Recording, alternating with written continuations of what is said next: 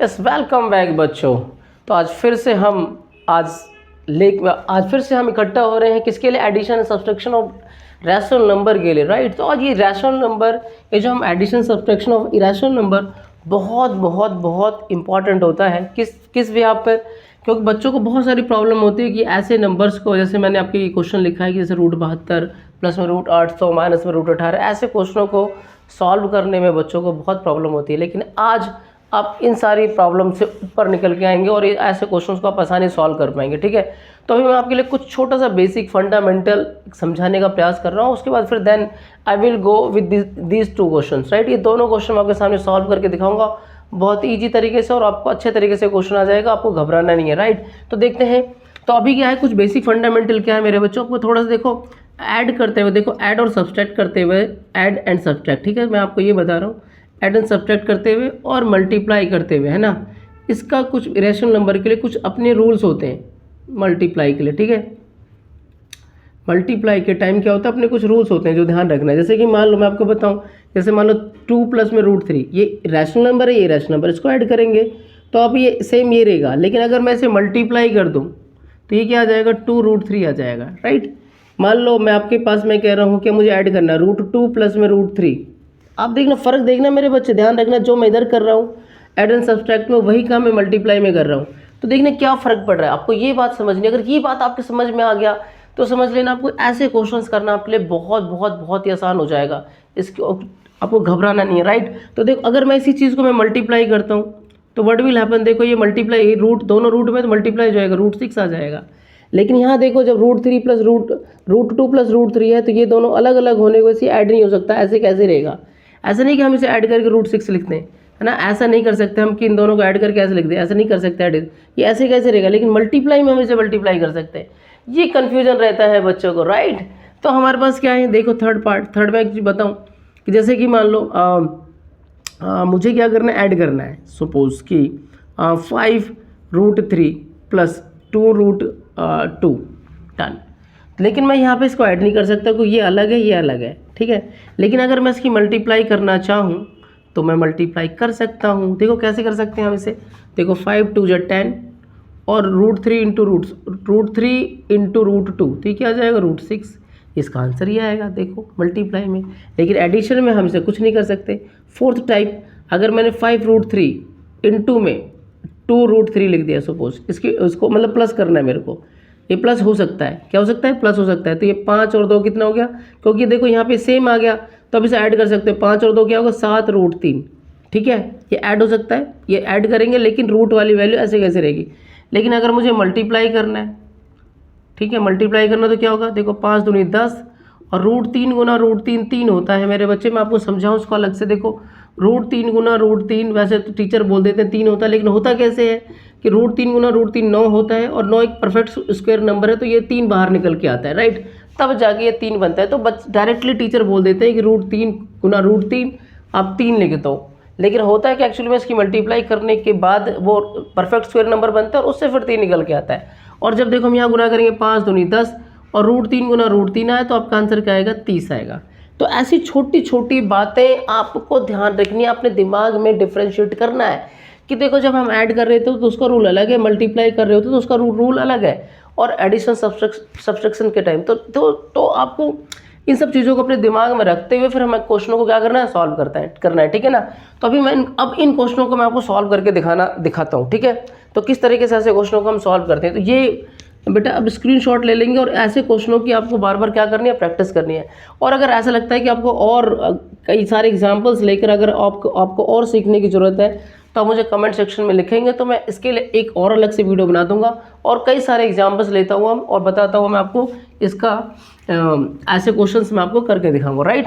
तो अब यहाँ पे देखते हैं हम लोग इस क्वेश्चन की बात करते हैं, ये इनको कैसे सॉल्व करते हैं। तो यहाँ पर भी सॉल्व करने के लिए देखो क्या है, देखो ये कि आपको ऐसा लग रहा होगा कि देखो ये तो √72 है, 800 है, 18 है ना। जैसे मान लो ये पहला क्वेश्चन मैं अलग लिख देता हूँ यहाँ पर ताकि आप सिर्फ इस पर फोकस कर पाएँ, √72 √800 और माइनस का √18 मेरे बच्चे, ठीक है ना।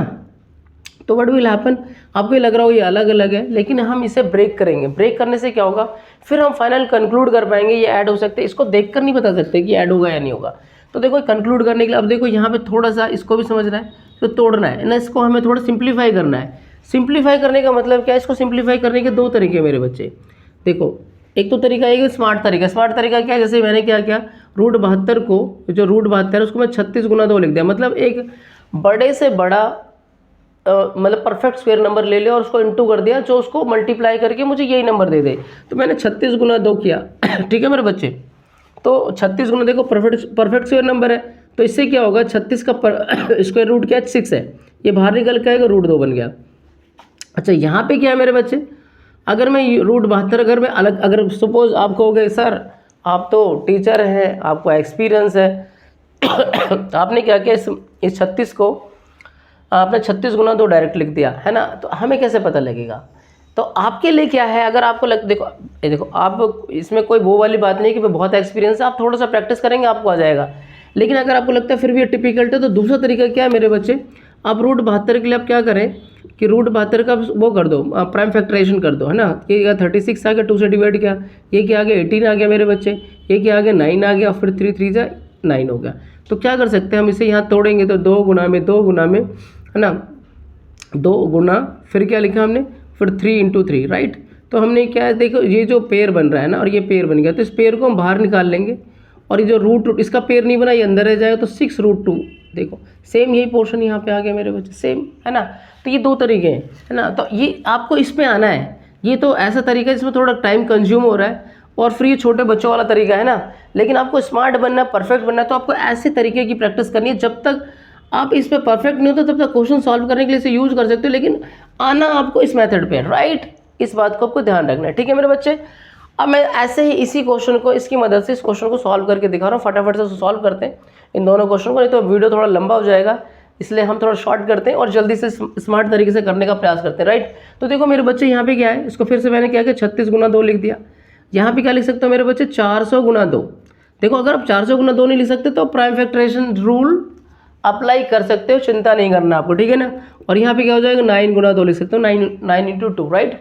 तो यहाँ पे क्या होगा, ये आपके पास देखो 6, ये 36 परफेक्ट स्क्वायर नंबर है, तो ये बाहर आ जाएगा, 6√2 बन जाएगा। और इसको देखो तो ये हो जाएगा, 400 का क्या निकलेगा, 20 निकल के आएगा, √2 हो जाएगा माइनस में, और ये √9 का क्या आएगा, 3 बाहर आएगा, ये 2 अंदर रह जाएगा। तो हम इसे सॉल्व कर सकते हैं, 20 और 6 26 हो गया। अब देखो √2 तो सेम है, तो इसका मतलब जो आगे आने वाली जो डिजिट्स है वो आप सॉल्व हो सकती है। तो ये 20 और 6 26 हो गया, 26 में से 3 गया 23 √2 इज द फाइनल आंसर हो गया मेरे बच्चे, डन। ये जो मैंने ऐसे किया है मेरे बच्चे, जो मैंने अभी थोड़ी देर पहले मैंने बताया था ऐड और लेस और मल्टीप्लाई डिफरेंशिएट करके, उस पर आपको फोकस करना है। अगर वो चीज़ आपको अच्छे तरीके से समझ में आ गया तो आप ऐसे क्वेश्चनों को अच्छे तरीके से डील कर पाएंगे, और फिर मज़ा आएगा इसको सॉल्व करने में, उसको और बहुत सारी प्रॉब्लम्स को हम क्या कर पाएंगे, सॉल्व कर पाएंगे मेरे बच्चे। दूसरा टॉपिक क्या है, दूसरा क्वेश्चन जो है, दूसरा क्वेश्चन देखो क्या, √45, ठीक है, और यहाँ पे क्या 125 है मेरे बच्चे, और प्लस में क्या है 200, राइट। और यहाँ पे क्या है √50 है, ठीक है। अब देखो यहाँ पे भी हम क्या कर सकते हैं, देखो 9 पंजे 9 गुना 5, यहाँ क्या कर सकते हैं 25 गुना 5 मेरे बच्चे, ठीक है। और यहाँ पे क्या कर सकते हैं 100 गुना में 2 कर सकते हैं, ठीक है।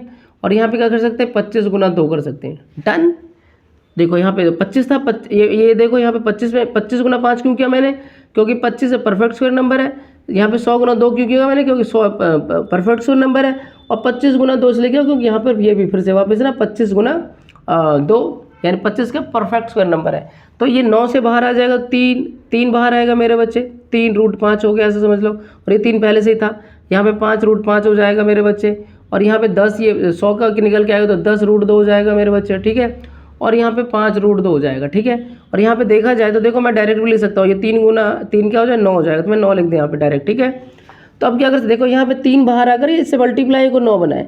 अब देखो हम क्या देख सकते हैं कि हम ये देख सकते हैं कि देखो ये √5 वाला है, ये भी √5 वाला है, ये √2 वाला है, ये √2 वाला, तो ये आपस में ये दोनों ये आपस में सॉल्व हो सकते हैं, और ये आपस में क्या हो सकता है, सॉल्व हो सकता है। इस बात को ध्यान रखना है। ये रेड से मैं मार्क करके दिखाया, इसका इससे कुछ लेना देना नहीं है, इसका इससे कुछ लेना देना, ये रूट वाले आपस सॉल्व होंगे, ये आपस में सॉल्व होगा, ठीक है।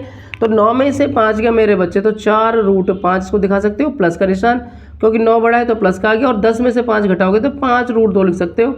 इस तरीके से क्या हो जाएगा ये कंप्लीट। अब इसे आप आपस में ऐड नहीं कर सकते, क्योंकि यहाँ पे √5 है, यहाँ √2 है, और बीच में प्लस का निशान है, तो ये ऐड नहीं होगा। आपका आंसर यहीं पर क्या हो जाएगा, फाइनल फिनिश हो जाएगा, और this is the right answer. ठीक है, तो ऐसे क्वेश्चंस आपके पास, ये क्वेश्चन मैंने आपके लिए, ये 2 क्वेश्चन मैंने आपको समझा और साथ में बेसिक चीज़ों को समझाने का प्रयास किया है।